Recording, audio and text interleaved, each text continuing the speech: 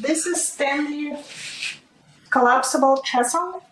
It's definitely nice to have it in the house for any of the projects, temporary or more longer-term projects. It's very light. You can see I'm lifting pretty easily. You can see it's very easy to start. It has a rubber pieces right here which is help from not slipping. We had those for many years, and you can see I've been working on some paint projects here. My husband using a lot for his projects. It's easy to open like this, and when you collapse it, you just pull right here.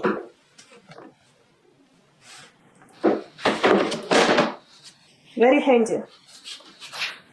So by pressing those levers at the same time, you can adjust the height that you need.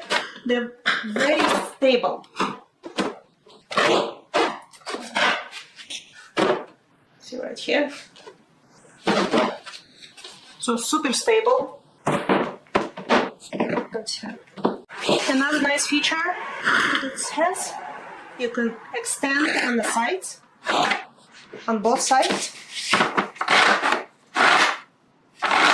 If you have a bigger piece that you need to place here, like a bigger piece of plywood,